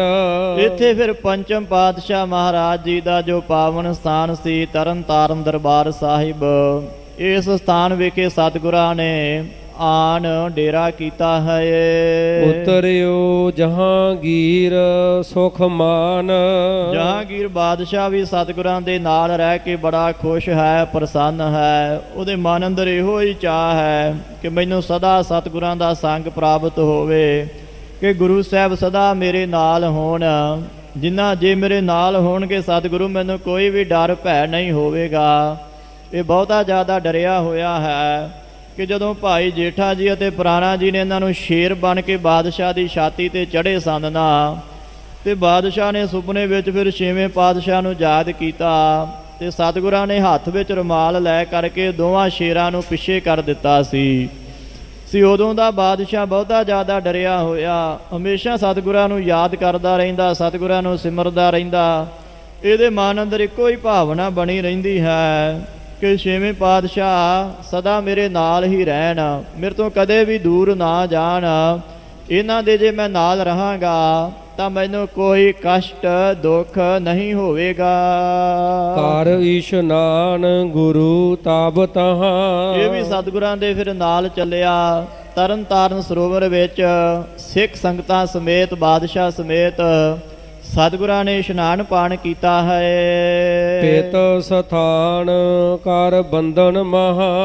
ਇਹ ਸਤਿਗੁਰਾਂ ਦੇ ਪਿਤਾ ਦਾ ਸਥਾਨ, ਪਿਤਾ ਸਤਿਗੁਰਾਂ ਦੇ ਧੰਨ ਸ੍ਰੀ ਗੁਰੂ ਅਰਜਨ ਦੇਵ ਮਹਾਰਾਜ ਜੀ ਦੇ ਪਾਵਨ ਸਥਾਨਾਂ ਉੱਪਰ ਨਮਸਕਾਰ ਕਰਕੇ ਸ਼ਾਹਵਾਨ ਧਨ ਭੇਟ ਚੜਾਏ। ਛੇਵੇਂ ਪਾਤਸ਼ਾਹ ਮਹਾਰਾਜ ਜੀ ਨੇ ਇੱਥੇ ਕੜਾਹ ਪ੍ਰਸ਼ਾਦ ਦੀ ਦੇਗ ਕਰਵਾਈ। ਮਹਾਰਾਜ ਜੀ ਦੇ ਪਾਵਨ ਚਰਨਾਂ ਵਿੱਚ ਅਰਦਾਸ ਬੇਨਤੀ ਹੋਈ। ਬਾਦਸ਼ਾਹ ਨੇ ਬਹੁਤ ਜ਼ਿਆਦਾ ਧਨ ਸਤਿਗੁਰਾਂ ਦੇ ਪਾਵਨ ਸਥਾਨ ਉੱਪਰ ਅਰਪਣ ਕੀਤਾ। ਬਸੇ ਨਿਸਾ ਬਿਸਰਾਮ ਸੁਪਾਏ। ਗੋਇੰਦਵਾਲ ਸਾਹਿਬ ਤੋਂ ਚੱਲ ਕੇ ਇੱਕ ਰਾਤ ਸਤਿਗੁਰੂ ਬਾਦਸ਼ਾਹ ਦੇ ਸਮੇਤ ਤਰਨ ਤਾਰਨ ਸਾਹਿਬ ਹੀ ਰਹੇ ਹਨ। ਭਈ ਪ੍ਰਾਤ ਕਰਕੇ ਇਸ਼ਨਾਨ। ਰਾਤ ਦੇ ਸਮੇਂ ਆਰਾਮ ਕਰਕੇ ਸਤਿਗੁਰੂ ਅੰਮ੍ਰਿਤ ਵੇਲੇ ਜਾਗੇ ਨੇ, ਫਿਰ ਇਸ਼ਨਾਨ ਕੀਤਾ ਹੈ। ਕਰੀ ਪ੍ਰਣਾਮ ਗੁਰੂ ਪਿਤ ਥਾਨ। ਛੇਵੇਂ ਪਾਤਸ਼ਾਹ ਮਹਾਰਾਜ ਅੰਮ੍ਰਿਤ ਵੇਲੇ ਉੱਠ ਕਰਕੇ ਇਸ਼ਨਾਨ ਪਾਨ ਕਰਕੇ ਸਮਾਧੀ ਵਿੱਚ ਲੈ ਲੀਨ ਹੋ ਕੇ ਭਜਨ ਬੰਦਗੀ ਕਰਕੇ ਤਨ ਉੱਪਰ ਸੋਹਣੇ ਬਸਤਰ ਸਜਾ ਕੇ, ਬਸਤਰਾਂ ਉੱਪਰ ਸ਼ਸਤਰ ਸਜਾ ਕਰਕੇ ਪੰਚਮ ਪਾਤਸ਼ਾਹ ਮਹਾਰਾਜ ਜੀ ਦੇ ਪਾਵਨ ਦਰਬਾਰ ਵਿੱਚ ਗਏ, ਨਮਸਕਾਰ ਕੀਤੀ। ਡੇਰਾ ਕੂਚ ਛਾਹੋ ਜੁਤ ਭਇਓ। ਫਿਰ ਸਵੇਰੇ ਦਰਸ਼ਨ ਦਿਦਾਰੇ ਕਰਕੇ ਦਿਨ ਦੇ ਸਮੇਂ ਇੱਥੋਂ ਫਿਰ ਕੂਚ ਕੀਤਾ, ਭਾਵ ਕੇ ਸ੍ਰੀ ਅੰਮ੍ਰਿਤਸਰ ਸਾਹਿਬ ਨੂੰ ਸਤਿਗੁਰਾਂ ਨੇ ਆਉਣਾ ਕੀਤਾ ਹੈ। ਨਗਰ ਸੁਦਾਸਰ ਕੇ ਟਿਗ ਗਏਓ। ਕ੍ਰਮਵਾਰ ਰਸਤੇ ਨੂੰ ਉਲੰਘਦੇ ਹੋਏ ਸੱਚੇ ਪਾਤਸ਼ਾਹ ਮਹਾਰਾਜ ਇਸ ਪਾਵਨ ਪਵਿੱਤਰ ਨਗਰੀ ਸ੍ਰੀ ਅੰਮ੍ਰਿਤਸਰ ਸਾਹਿਬ ਦੇ ਨਜ਼ਦੀਕ ਨੇੜੇ ਆ ਗਏ। ਸ਼ਾਹੋ ਵਿਚਾਰਤ ਬਚਨ ਉਚਾਰਾ। ਹੁਣ ਬਾਦਸ਼ਾਹ ਦੇ ਨਾਲ ਹਜ਼ਾਰਾਂ ਦੀ ਗਿਣਤੀ ਦੇ ਵਿੱਚ ਸੈਨਾ ਚੱਲ ਰਹੀ ਹੈ। ਸਤਿਗੁਰਾਂ ਦੇ ਨਾਲ ਵੀ ਭਾਰੀ ਗਿਣਤੀ ਵਿੱਚ ਸੂਰਮੇ ਹਨ। ਸੋ ਜਦੋਂ ਅੰਮ੍ਰਿਤਸਰ ਦੇ ਨਜ਼ਦੀਕ ਨੇੜੇ ਆਏ ਨੇ ਸਤਿਗੁਰੂ ਬਾਦਸ਼ਾਹ ਦੇ ਸਮੇਤ, ਤਾਂ ਕਹਿੰਦੇ ਬਾਦਸ਼ਾਹ ਨੇ ਮਨ ਦੇ ਵਿੱਚ ਵਿਚਾਰਿਆ, ਸੋਚਿਆ ਹੈ ਗੁਰੂ ਨਗਰ ਆਬ ਨਿਕਟ ਨਿਹਾਰਾ। ਕਿ ਗੁਰੂ ਨਗਰੀ ਗੁਰੂ ਰਾਮਦਾਸ ਮਹਾਰਾਜ ਜੀ ਦੀ ਇਹ ਪਾਵਨ ਨਗਰੀ ਹੁਣ ਨੇੜੇ ਹੀ ਆ ਗਈ ਹੈ। ਸੈਨਾ ਬ੍ਰਿੰਦ ਮਤੰਗ ਤੁਰੰਗ। ਬਾਦਸ਼ਾਹ ਦੀ ਸੋਚ ਕੀ ਹੈ ਕਿ ਸਾਡੇ ਕੋਲ ਬਹੁਤ ਜ਼ਿਆਦੇ ਹਾਥੀ ਨੇ, ਘੋੜੇ ਹਨ, ਘੋੜ ਸਵਾਰ ਸੈਨਾ ਹੈ, ਪੈਦਲ ਸੈਨਾ ਹੈ, ਰੱਥ ਸਵਾਰ ਸੈਨਾ ਹੈ, ਭਾਰੀ ਗਿਣਤੀ ਅੰਦਰ ਸਾਡੇ ਕੋਲ ਸੈਨਾ ਹੈ। ਨਰ ਅਨਗਨ ਹੈ ਮੇਰੇ ਸੰਗ। ਅਣਗਿਣਤ ਹੀ ਉਹ ਜਿਹੜੇ ਪੈਦਲ ਸੂਰਮੇ ਨੇ। ਸਤਿਗੁਰਾਂ ਦੇ ਨਾਲ ਵੀ ਬਹੁਤ ਜ਼ਿਆਦੀਆਂ ਸਿੱਖ ਸੰਗਤਾਂ ਹਨ। ਪੁਰੀ ਸਮੀਪ ਨਾ ਡੇਰਾ ਆਛੋ। ਇਸ ਵਾਸਤੇ ਜੇ ਇੱਕੇ ਵਾਰ ਇੰਨੀ ਸੈਨਾ ਅੰਮ੍ਰਿਤਸਰ ਨਗਰੀ ਦੇ ਵਿੱਚ ਗਈ ਤੇ ਉੱਥੋਂ ਦੇ ਰਹਿਣ ਵਾਲੇ ਜਿਹੜੇ ਵਸਨੀਕ ਲੋਕ ਨੇ, ਉਹਨਾਂ ਨੂੰ ਖੇਦ ਹੋਵੇਗਾ, ਦੁੱਖ ਹੋਵੇਗਾ, ਖੇਚਲ ਹੋਵੇਗੀ, ਕਸ਼ਟ ਹੋਵੇਗਾ। ਇਸ ਵਾਸਤੇ ਬਾਦਸ਼ਾਹ ਮਨ ਵਿੱਚ ਸੋਚ ਰਿਹਾ ਹੈ ਕਿ ਭਾਰੀ ਸੈਨਾ ਦੇ ਸਮੇਤ ਸਾਨੂੰ ਨਗਰ ਤੋਂ ਬਾਹਰ ਵਾਰ ਹੀ ਡੇਰਾ ਕਰ ਲੈਣਾ ਚਾਹੀਦਾ ਹੈ। ਖੇਦ ਨਾ ਹੋਏ ਇਹੀ ਚਿਤ ਬਾਂਛੋ। ਕਿ ਇੰਨੀ ਭਾਰੀ ਗਿਣਤੀ ਵਿੱਚ ਜਦੋਂ ਸੈਨਾ ਸਿੱਖ ਸੰਗਤਾਂ ਨਗਰ ਵਿੱਚ ਜਾਣਗੀਆਂ, ਉੱਥੋਂ ਦੇ ਵਸਨੀਕ ਇੱਕੇ ਦਮ ਇੰਨੀ ਸੈਨਾ ਨੂੰ ਕਿਵੇਂ ਸਾਂਭਣਗੇ, ਕਿਵੇਂ ਸੰਭਾਲ ਕਰਨਗੇ। ਉਥੋਂ ਦੇ ਵਸਨੀਕਾਂ ਨੂੰ ਕੋਈ ਦੁੱਖ ਨਾ ਹੋਵੇ, ਇਸ ਵਾਸਤੇ ਨਗਰ ਤੋਂ ਬਾਹਰ ਹੀ ਡੇਰਾ ਕਰ ਲੈਣਾ ਚਾਹੀਦਾ ਹੈ। ਜਾਹੋ ਵਜ਼ੀਰ ਖਾਨ ਗੁਰ ਪਾਸ, ਐਸੀ ਸੋਚ ਵਿਚਾਰ ਕਰਕੇ ਜਹਾਂਗੀਰ ਬਾਦਸ਼ਾਹ ਨੇ ਵਜ਼ੀਰ ਖਾਨ ਨੂੰ ਆਪਣੇ ਕੋਲ ਬੁਲਾਇਆ। ਕੋਲ ਸੱਦ ਕੇ ਵਜ਼ੀਰ ਖਾਨ ਨੂੰ ਬਾਦਸ਼ਾਹ ਕਹਿਣ ਲੱਗਾ, ਵਜ਼ੀਰ ਖਾਨ ਜਾ ਸਤਿਗੁਰਾਂ ਦੇ ਪਾਸ ਚਲਿਆ ਜਾ। ਡੇਰਾ ਪੁਰ ਤੇ ਦੂਰ ਹੈ ਬਾਸ, ਜਾ ਕੇ ਸਤਿਗੁਰਾਂ ਨੂੰ ਬੇਨਤੀ ਕਰੋ ਕਿ ਬਾਦਸ਼ਾਹ ਚਾਹੁੰਦਾ ਹੈ ਕਿ ਉਹ ਨਗਰ ਤੋਂ ਬਾਹਰ ਵਾਰ ਹੀ ਡੇਰਾ ਕਰ ਲੈਣ। ਹੋਏ ਉਲੰਘ ਕਰ ਆਗੇ ਹੀਰ, ਜਾਂ ਤੂੰ ਅੱਗੇ ਜਾ ਕੇ ਦੇਖਣਾ ਕਰ। ਸਤਿਗੁਰੂ ਕਾਫੀ ਅੱਗੇ ਚਲੇ ਗਏ, ਬਾਦਸ਼ਾਹ ਪਿੱਛੇ ਜਾਂ ਘੋੜੇ ਉੱਪਰ ਸਵਾਰ ਹੋ ਕਰਕੇ ਸਾਰੇ ਲਾਮੋ ਲਸ਼ਕਰ ਨੂੰ ਲੰਘ ਕਰਕੇ ਸਤਿਗੁਰਾਂ ਨੂੰ ਜਾ ਕਰਕੇ ਮਿਲਣਾ ਕਰ। ਤਿਤ ਹੀ ਗਮਨੈ ਕਰਤ ਅਖੇਰ, ਤੇ ਮੈਂ ਵੀ ਤੇਰੇ ਪਿੱਛੇ ਪਿੱਛੇ ਸ਼ਿਕਾਰ ਖੇਡਦਾ ਹੋਇਆ ਕੁਝ ਸੂਰਮਿਆਂ ਦੇ ਸਮੇਤ ਤੇਰੇ ਪਿੱਛੇ ਪਿੱਛੇ ਆਉਂਦਾ ਹਾਂ। ਤੂੰ ਪਹਿਲਾਂ ਜਾ ਕਰਕੇ ਸਤਿਗੁਰਾਂ ਨੂੰ ਮਿਲਣਾ ਕਰ। ਡੇਰਾ ਹਮਰੋ ਤਹਿ ਕਰਵਾਏ, ਤੇ ਸਤਿਗੁਰੂ ਜਿੱਥੇ ਕਹਿਣਗੇ ਉੱਥੇ ਹੀ ਸ੍ਰੀ ਅੰਮ੍ਰਿਤਸਰ ਸਾਹਿਬ ਤੋਂ ਬਾਹਰ ਵਾਰ ਅਸੀਂ ਡੇਰਾ ਕਰ ਲਵਾਂਗੇ। ਆਪਣੀ ਸੈਨਾ ਨਿਕਟ ਟਿਕਾਏ, ਔਰ ਸਾਰੀ ਜਿਹੜੀ ਸਾਡੀ ਸੈਨਾ ਹੈ ਉਹ ਵੀ ਮੇਰੇ ਕੋਲ ਹੀ ਰਹੇਗੀ। ਬਹੁਰ ਸਦਨ ਕੋ ਆਪ ਸਿਧਾਰੋ, ਤੇ ਸਤਿਗੁਰਾਂ ਨੂੰ ਜਾ ਕੇ ਬੇਨਤੀ ਕਰੋ ਕਿ ਫਿਰ ਮਹਾਰਾਜ ਆਪ ਜੀ ਸਾਡਾ ਡੇਰਾ ਕਿਤੇ ਕਰਵਾ ਜਾਓ, ਫਿਰ ਤੁਸੀਂ ਘਰ ਨੂੰ ਜਾਣਾ। ਨਾਲ ਵਜ਼ੀਰ ਖਾਨ ਨੂੰ ਕਹਿ ਦਿੱਤਾ ਵੀ ਤੂੰ ਵੀ ਸਤਿਗੁਰਾਂ ਦੇ ਨਾਲ ਹੀ ਚਲਿਆ ਜਾਵੇਂ। ਭੋਰ ਬਨ ਹੈ ਆਗਮਨ ਹਮਾਰੋ, ਵਜ਼ੀਰ ਖਾਨ ਤੂੰ ਵੀ ਸਤਿਗੁਰਾਂ ਦੇ ਨਾਲ ਹੀ ਚਲਿਆ ਜਾਵੇਂ। ਔਰ ਜਦੋਂ ਦਿਨ ਚੜ੍ਹੇਗਾ ਸਵੇਰ ਦੇ ਸਮੇਂ ਅਸੀਂ ਸ੍ਰੀ ਅੰਮ੍ਰਿਤਸਰ ਸਾਹਿਬ ਸੱਚਖੰਡ ਸ੍ਰੀ ਹਰਿਮੰਦਰ ਸਾਹਿਬ ਸਤਿਗੁਰਾਂ ਦੇ ਦਰਸ਼ਨ ਦੀਦਾਰ ਕਰਨ ਵਾਸਤੇ ਆਵਾਂਗੇ। ਉਦੋਂ ਤੈਨੂੰ ਵਾਪਸ ਨਾਲ ਲੈ ਆਵਾਂਗੇ। ਸੁਣਤ ਸ਼ਾਹੋ ਤੇ ਤੂਰਨ ਪਿਆਨਾ, ਬਾਦਸ਼ਾਹ ਦੇ ਕੋਲੋਂ ਹੁਕਮ ਸੁਣ ਕਰਕੇ ਵਜ਼ੀਰ ਖਾਂ ਛੇਤੀ ਹੀ ਚੱਲ ਪਿਆ। ਸ਼੍ਰੀ ਗੋਰਸੋਂ ਸਭ ਜਾਏ ਬਖਾਨਾ, ਜਾ ਕਰਕੇ ਬਾਦਸ਼ਾਹ ਵੱਲੋਂ ਸਾਰੀਆਂ ਬੇਨਤੀਆਂ ਸਤਿਗੁਰਾਂ ਦੇ ਚਰਨਾਂ ਪਾਸ ਕਰ ਦਿੱਤੀਆਂ।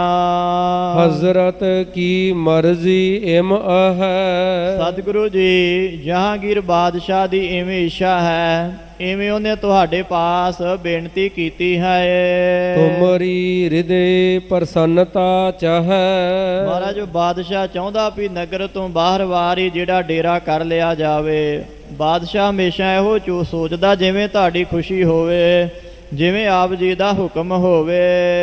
ਸੋਣ ਸ਼੍ਰੀ ਹਰਿ ਗੋਬਿੰਦ ਬਖਾਨੀ, ਜਿਵੇਂ ਪਾਤਸ਼ਾਹ ਮਹਾਰਾਜ ਜੀ ਨੇ ਬਾਦਸ਼ਾਹ ਦੀਆਂ ਬੇਨਤੀਆਂ ਵਜ਼ੀਰ ਖਾਨ ਦੇ ਦੁਆਰਾ ਸੁਣ ਕਰਕੇ ਇਵੇਂ ਸਤਿਗੁਰਾਂ ਨੇ ਬਚਨ ਕੀਤੇ। ਆਛੀ ਬਾਤ ਕਰੀ ਹਮ ਮਾਨੀ, ਭਾਈ ਇਹ ਤਾਂ ਬਾਦਸ਼ਾਹ ਨੇ ਚੰਗੀ ਗੱਲ ਕੀਤੀ ਹੈ। ਇੰਨੀ ਜ਼ਿਆਦੀ ਹਜ਼ਾਰਾਂ ਦੀ ਗਿਣਤੀ ਵਿੱਚ ਸੈਨਾ ਨਗਰ ਵਿੱਚ ਕਿੱਥੇ ਸਮਾਏਗੀ, ਸੋ ਨਗਰ ਤੋਂ ਬਾਹਰ ਵਾਰ ਹੀ ਡੇਰਾ ਕਰ ਲੈਣਾ ਚਾਹੀਦਾ ਹੈ। ਇਹ ਤਾਂ ਬਾਦਸ਼ਾਹ ਦੀ ਚੰਗੀ ਸੋਚ ਹੈ। ਦੋਏ ਕੋਸ ਗੁਮਟਾਲੇ ਦੇਸ਼ ਕੋ, ਨਾਲ ਸਤਿਗੁਰਾਂ ਨੇ ਹੁਕਮ ਕਰ ਦਿੱਤਾ ਕਿ ਗੁਮਟਾਲੇ ਦੀ ਦਿਸ਼ਾ ਵੱਲ ਅੰਮ੍ਰਿਤਸਰ ਤੋਂ 2 ਕੋਹ ਦੀ ਦੂਰੀ ਤੇ ਕਰਹੁ ਨਿਵਾਸ ਹਰਖ ਜਿਸ ਕਿਸ ਕੋ, ਜਿੱਥੇ ਕਿਤੇ ਵੀ ਕੋਈ ਸੁੰਦਰ ਜਗ੍ਹਾ ਰਮਣੀਕ ਸਥਾਨ ਮਿਲਦਾ ਹੈ ਉੱਥੇ ਬਾਦਸ਼ਾਹ ਦਾ ਡੇਰਾ ਕਰਵਾ ਦਿਓ। ਸੁਨ ਕਰ ਗਮਨਿਓ ਜਾਏ ਬਤਾਈ, ਸਤਿਗੁਰਾਂ ਦਾ ਹੁਕਮ ਸੁਣ ਕਰਕੇ ਵਜ਼ੀਰ ਖਾਨ ਚਲਾ ਗਿਆ। ਜਾ ਕੇ ਬਾਦਸ਼ਾਹ ਨੂੰ ਆਖਿਆ, ਬਾਦਸ਼ਾਹ ਸਤਿਗੁਰਾਂ ਦਾ ਹੁਕਮ ਹੈ ਕਿ ਬਾਦਸ਼ਾਹ ਆਪਣੀ ਸੈਨਾ ਦੇ ਸਮੇਤ ਗੁਮਟਾਲੇ ਦੀ ਦਿਸ਼ਾ ਵੱਲ ਆਪਣਾ ਡੇਰਾ ਕਰ ਲਵੇ।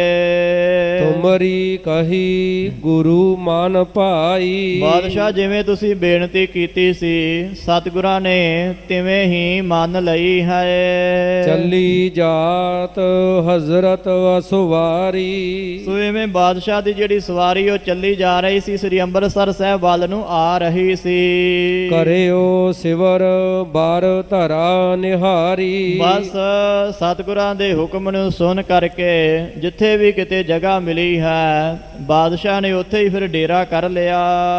ਆਨ ਲੱਗੇ ਤੰਬੂ ਸਮੁਦਾਏ। ਬਾਦਸ਼ਾਹ ਦੇ ਆਰਾਮ ਵਾਸਤੇ ਬਾਦਸ਼ਾਹ ਦੀ ਸੈਨਾ ਨੇ ਉਹਦੇ ਸਿਪਾਹੀਆਂ ਨੇ ਤੰਬੂ ਲਾਉਣੇ ਸ਼ੁਰੂ ਕਰ ਦਿੱਤੇ। ਗਾਜ ਬਾਜੀ ਸਭ ਉਤਰ ਟਿਕਾਏ। ਹਾਥੀ ਰੱਥ ਘੋੜੇ ਸਾਰੇ ਥਾਂ ਪਰ ਥਾਂ ਬੰਨ੍ਹ ਦਿੱਤੇ ਗਏ। ਕਹਿਓ ਵਜ਼ੀਰ ਖਾਨ ਕੋ ਸ਼ਾਹੂ। ਤੇ ਸਾਰਾ ਡੇਰਾ ਪੜਾ ਕਰਕੇ ਫਿਰ ਦੁਬਾਰਾ ਵਜ਼ੀਰ ਖਾਨ ਦੇ ਤਾਈ ਬਾਦਸ਼ਾਹ ਨੇ ਕਿਹਾ ਹੈ ਗਮਨੋ ਅਬੈ ਪੀਰ ਕੇ ਪਾਹੂ। ਕਿ ਵਜ਼ੀਰ ਖਾਨ ਜਾ ਫਿਰ ਪੀਰਾਂ ਦੇ ਪੀਰ ਛੇਵੇਂ ਪਾਤਸ਼ਾਹ ਮਹਾਰਾਜ ਜੀ ਦੇ ਕੋਲ ਜਾਣਾ ਕਰ। ਕਛੁਕ ਦਾਸ ਲੈ ਕਰ ਸੰਗ ਜਾਵੈ। ਤੇ ਕੁਝ ਕੁ ਦਾਸ ਸੇਵਕਾਂ ਹੋਰਨਾਂ ਨੂੰ ਵੀ ਨਾਲ ਲੈ ਜਾਣਾ ਕਰ। ਸਦਨ ਆਪਣੇ ਸਭ ਸੁਖ ਪਾਵੈ। ਜਾ ਕੇ ਛੇਵੇਂ ਪਾਤਸ਼ਾਹ ਨੂੰ ਬੇਨਤੀ ਕਰੋ ਵੀ ਮਹਾਰਾਜ ਸਾਡੇ ਕੋਲ ਤਾਂ ਇੰਨਾ ਲਾਮੋ ਲਸ਼ਕਰ ਸੈਨਾ ਹੈ, ਤੁਸੀਂ ਕਾਫੀ ਸਮੇਂ ਬਾਅਦ ਚਿਰ ਬਾਅਦ ਆਏ ਹੋ ਸ੍ਰੀ ਅੰਮ੍ਰਿਤਸਰ ਸਾਹਿਬ ਵਿਖੇ, ਤੁਸੀਂ ਆਪਣੇ ਗ੍ਰਹਿ ਵਿਖੇ ਘਰ ਵਿਖੇ ਚਲੇ ਜਾਣਾ ਕਰੋ। ਇਵੇਂ ਸਤਿਗੁਰਾਂ ਨੂੰ ਜਾ ਕੇ ਬੇਨਤੀ ਕਰੋ।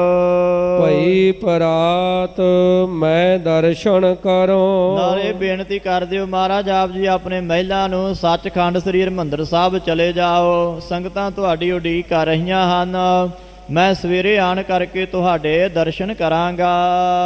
ਇਸ ਪ੍ਰਕਾਰ ਆਪਣੋ ਮਤ ਤਰੋ। ਇਸ ਤਰ੍ਹਾਂ ਮੇਰੇ ਮਨ ਦੀ ਵਿਚਾਰ ਹੈ, ਮੇਰੀ ਇੱਛਾ ਹੈ। ਤੂੰ ਭੀ ਕਰਹੁ ਸੰਗ ਗੁਰ ਭਿਆਨਾ। ਵਜ਼ੀਰ ਖਾਂ ਤੂੰ ਵੀ ਸਤਿਗੁਰਾਂ ਦੇ ਨਾਲ ਹੀ ਸ੍ਰੀ ਅੰਮ੍ਰਿਤਸਰ ਸਾਹਿਬ ਨੂੰ ਚਲੇ ਜਾਣਾ ਕਰ। ਦਰਸ਼ਨ ਦੇਖੋ ਸਗਰੇ ਥਾਨਾ। ਸਤਿਗੁਰਾਂ ਦੇ ਨਾਲ ਹੋ ਕੇ ਸਾਰੇ ਸਥਾਨਾਂ ਦੇ ਗੁਰੂ ਸਥਾਨਾਂ ਦੇ ਦਰਸ਼ਨ ਦਿਦਾਰੇ ਕਰ। ਹਟ ਕਰ ਆਏ ਪਰਾਤ ਕੋ ਜਬੈ। ਜਦੋਂ ਅਸੀਂ ਸਵੇਰੇ ਆਵਾਂਗੇ ਨਾ ਉਦੋਂ ਤੈਨੂੰ ਵੀ ਨਾਲ ਵਾਪਸ ਲੈ ਆਵਾਂਗੇ। ਹਮ ਗਮਨੈ ਲੇ ਤੋਵ ਸੰਗ ਤਬੈ। ਬਸ ਤੂੰ ਸਤਿਗੁਰਾਂ ਦੇ ਨਾਲ ਹੋਵੇਂਗਾ ਤੇ ਮੇਰੀ ਵੀ ਖੈਰ ਖਵਾ ਰਵੇਗੀ, ਸੁਖ ਸ਼ਾਂਤੀ ਰਹੇਗੀ। ਹਜ਼ਰਤ ਤੇ ਸੁਣ ਕੈ ਤਤਕਾਲ।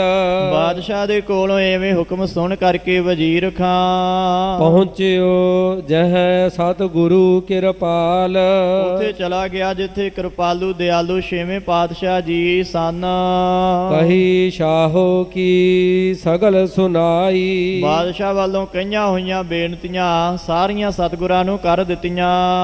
ਆਪਣੇ ਸਦਨ ਬਿਰਾਜੋ ਜਾਈ। ਸਤਿਗੁਰੂ ਆਪ ਜੀ ਕਿਰਪਾ ਕਰੋ, ਆਪਣੇ ਗ੍ਰਹਿ ਆਪਣੇ ਘਰ ਸ੍ਰੀ ਅੰਮ੍ਰਿਤਸਰ ਸਾਹਿਬ ਆਪਣੇ ਮਹਿਲਾਂ ਵਿਖੇ ਚਲੇ ਜਾਣਾ ਕਰੋ।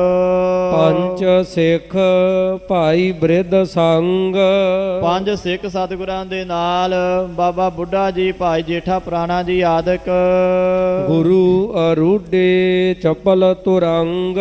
ਛੇਵੇਂ ਪਾਤਸ਼ਾਹ ਮਹਾਰਾਜ ਜੀ ਫਿਰ ਬਲੀ ਚੰਚਲ ਘੋੜੇ ਉੱਪਰ ਸਵਾਰ ਹੋ ਗਏ। ਪੰਥ ਸੁਦਾਸਰ ਕੇ ਤਬ ਚਾਲੇ। ਅੰਮ੍ਰਿਤਸਰ ਸਾਹਿਬ ਨਗਰੀ ਦੀ ਦਿਸ਼ਾ ਵੱਲ ਸ਼ਹਿਰ ਦੇ ਵਿੱਚ ਪ੍ਰਵੇਸ਼ ਕਰਨ ਵਾਸਤੇ ਸਤਿਗੁਰੂ ਚੱਲ ਪਏ। ਖਾਂ ਵਜ਼ੀਰ ਆਏ ਸੋ ਭਾ ਨਾਲੇ। ਬਾਦਸ਼ਾਹ ਦੇ ਹੁਕਮ ਨਾਲ ਵਜ਼ੀਰ ਖਾਂ ਵੀ ਸਤਿਗੁਰਾਂ ਦੇ ਨਾਲ ਚੱਲ ਰਿਹਾ ਹੈ। ਜੇਠਾ ਭੇਜਿਓ ਹੁਤੋ ਅਗਾਰੀ। ਭਾਈ ਜੇਠੇ ਨੂੰ ਮਹਾਰਾਜ ਨੇ ਪਹਿਲਾਂ ਹੀ ਭੇਜ ਦਿੱਤਾ ਸੀ ਕਿ ਜਾ ਕੇ ਹਰਿਮੰਦਰ ਸਾਹਿਬ ਮਹਿਲਾਂ ਵਿਖੇ ਬਾਬਾ ਬੁੱਢਾ ਜੀ, ਭਾਈ ਗੁਰਦਾਸ ਜੀ ਆਦਿਕ ਸਿੱਖਾਂ ਨੂੰ ਦੱਸ ਦਿਓ ਪੰਚਾਮ੍ਰਿਤ ਕੀਜਹਿ ਬਹੁਤ ਯਾਰੀ। ਕਿ ਬਹੁਤ ਭਾਰਾ ਵੱਡੀ ਗਿਣਤੀ ਅੰਦਰ ਬਹੁਤ ਜ਼ਿਆਦਾ ਕੜਾਹ ਪ੍ਰਸ਼ਾਦ ਦੀ ਦੇਗ ਤਿਆਰ ਕਰਨੀ ਕਰੋ। ਉਤਸਵ ਅਧਿਕ ਗੁਰੂਪੁਰ ਮਾਹੀ। ਜਿਹੜਾ ਖੁੱਲਾ ਕੜਾਹ ਪ੍ਰਸ਼ਾਦ ਦੀ ਦੇਗ ਉਹ ਸੰਗਤਾਂ ਵਿੱਚ ਵਰਤਾਈ ਜਾਵੇਗੀ। ਇਵੇਂ ਕਹਿੰਦੇ ਸਤਿਗੁਰਾਂ ਦੀ ਆਉਣ ਦੀ ਖੁਸ਼ੀ ਦੇ ਵਿੱਚ ਸ੍ਰੀ ਅੰਮ੍ਰਿਤਸਰ ਸਾਹਿਬ ਨਗਰੀ ਦੇ ਵਿੱਚ ਸੰਗਤਾਂ ਵਿੱਚ ਬਹੁਤ ਭਾਰੀ ਉਤਸ਼ਾਹ ਚਾਅ ਵੱਧ ਗਿਆ। ਹਰਖਤ ਮਾਤ ਪਾਸ ਚੱਲ ਜਾਹੀ। ਤੇ ਬੜੀ ਖੁਸ਼ੀ ਦੇ ਨਾਲ ਸਤਿਗੁਰੂ ਜੀ ਆਪਣੀ ਮਾਤਾ ਗੰਗਾ ਜੀ ਦੇ ਪਾਸ ਜਾਣਗੇ। ਬਸਤਰ ਵਿਭੂਖਣ ਪਹਿਰ ਨਵੀਨ। ਅੰਮ੍ਰਿਤਸਰ ਸ਼ਹਿਰ ਦੇ ਲੋਕਾਂ ਨੇ ਸਤਿਗੁਰਾਂ ਦੀ ਆਉਣ ਦੀ ਖੁਸ਼ੀ ਦੇ ਵਿੱਚ ਜਿੱਥੇ ਫੁੱਲਾਂ ਦੀਆਂ ਮਾਲਾ ਲਈਆਂ, ਸੁੰਦਰ ਬਸਤਰ ਤਨ ਉੱਪਰ ਧਾਰਨ ਕੀਤੇ, ਹੱਥਾਂ ਦੇ ਵਿੱਚ ਫੁੱਲ ਲਏ ਹਨ। ਨਿਜ ਢਿਗ ਤੇ ਪੰਚਾਮ੍ਰਿਤ ਕੀਨ, ਸੰਗਤਾਂ ਨੇ ਆਪਣੇ ਵੱਲੋਂ ਵੀ ਕੜਾਹ ਪ੍ਰਸ਼ਾਦ ਦੀ ਦੇਗ ਕਰਵਾਈ ਹੈ। ਵੱਡੇ ਸਤਿਗੁਰਾਂ ਦਾ ਗੁਰੂ ਨਾਨਕ ਸਾਹਿਬ ਮਹਾਰਾਜ ਜੀ ਦਾ ਪੰਚਮ ਪਾਤਸ਼ਾਹ ਤੱਕ ਸ਼ੁਕਰਾਨਾ ਕੀਤਾ। ਸਤਿਗੁਰੂ ਤੁਹਾਡਾ ਸ਼ੁਕਰਾਨਾ ਹੈ ਕਿ ਛੇਵੇਂ ਪਾਤਸ਼ਾਹ ਫਿਰ ਦੁਬਾਰਾ ਇਸ ਨਗਰੀ ਵਿੱਚ ਆਏ ਹਨ। ਬੂੰਦੀ ਕੇਨ ਫੂਲਣ ਕੀ ਮਾਲਾ, ਕਹਿੰਦੇ ਸੰਗਤ ਦੀ ਜਿਹੋ ਜਿਹੀ ਭਾਵਨਾ ਸੀ, ਕਿਸੇ ਨੇ ਕੜਾਹ ਪ੍ਰਸ਼ਾਦ ਦੀ ਦੇਗ ਕਰਵਾਈ ਹੈ, ਕਿਸੇ ਨੇ ਫੁੱਲਾਂ ਦੀ ਮਾਲਾ ਗੁੰਦ ਕਰਕੇ ਹਰਿਮੰਦਰ ਸਾਹਿਬ ਚੜਾਈ ਹੈ। ਧੂਪ ਤੁਖਾਏ ਸੁਗੰਧ ਬਿਸਾਲਾ, ਕੋਈ ਧੂਪ ਤੁਖਾ ਰਿਹਾ ਹੈ, ਕੋਈ ਸੁਗੰਧੀਆਂ ਦਾ ਛਿੜਕਾਓ ਕਰ ਰਿਹਾ ਹੈ। ਨਗਰੀ ਗਰੀ ਮਾਰਜਨ ਕਰੀ, ਜਿਨ੍ਹਾਂ ਗਲੀਆਂ ਬਾਜ਼ਾਰਾਂ ਵਿੱਚ ਸਿੱਖ ਸੰਗਤਾਂ ਨੇ ਛੇਵੇਂ ਪਾਤਸ਼ਾਹ ਮਹਾਰਾਜ ਜੀ ਨੇ ਆਉਣਾ ਸੀ, ਉਹਨਾਂ ਗਲੀਆਂ ਬਾਜ਼ਾਰਾਂ ਦੀ ਐ ਸਫਾਈ ਕੀਤੀ ਗਈ, ਝਾੜੂ ਆਦਿਕ ਲਾਇਆ ਗਿਆ।